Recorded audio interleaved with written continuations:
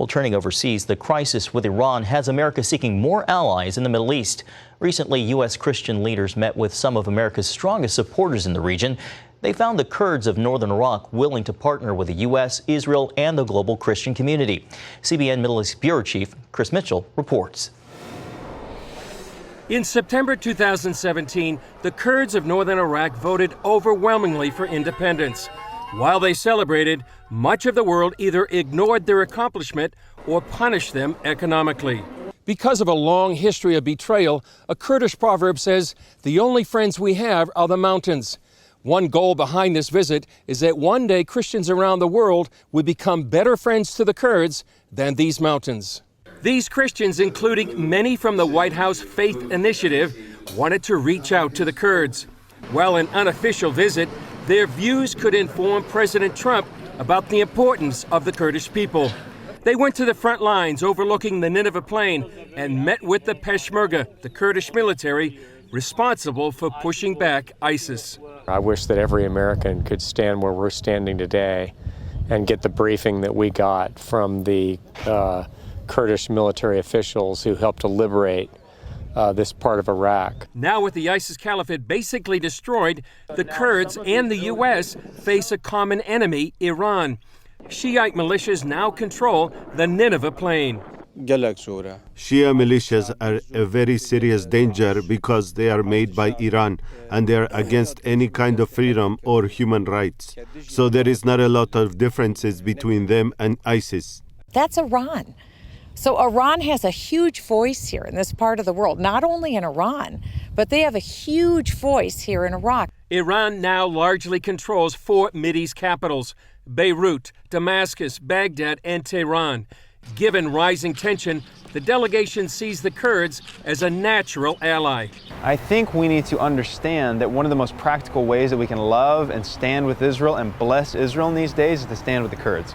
Because if you look at the configuration of the Middle East today, the Kurds, 30 to 40 million people spread throughout Iraq, Iran, Turkey, Syria, that 40 million people is really the bulwark against Iranian expansionism.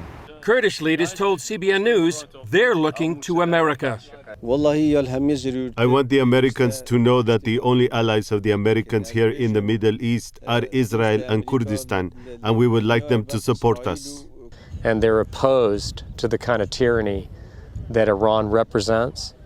And I think they can be a valuable ally to us. The delegation plans to brief the White House about what they learned.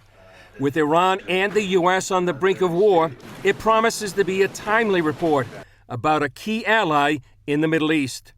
Chris Mitchell, CBN News, Iraqi Kurdistan. Thanks, Chris. Pat, I know you've been a longtime supporter of the Kurds. I have. It makes, the president wanted to pull out our forces out of that whole area.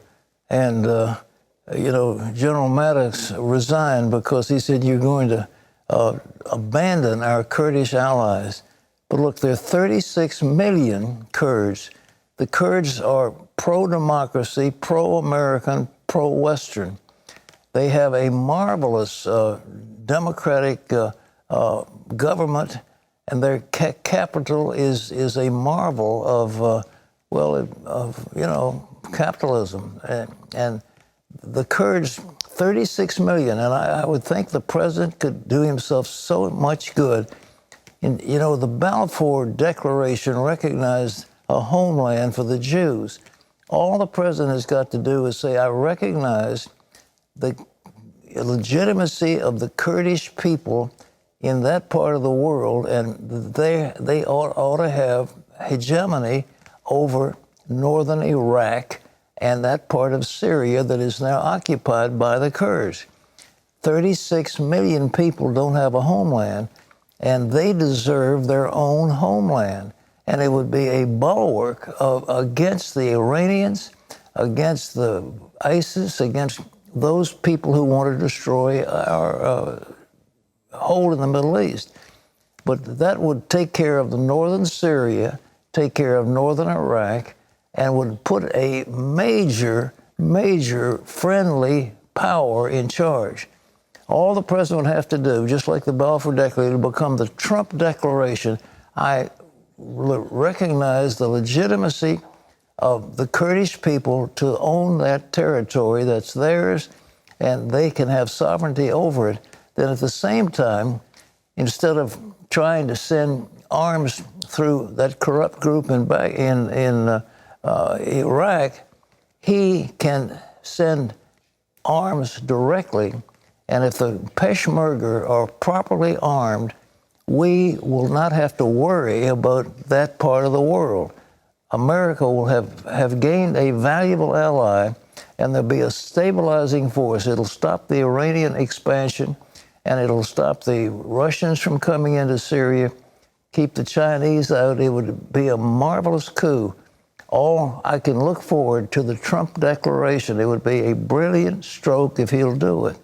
But I've been saying for years, an independent Kurdistan is a absolutely vital link in our Middle East policy. Let's hope we do it. So something to pray about.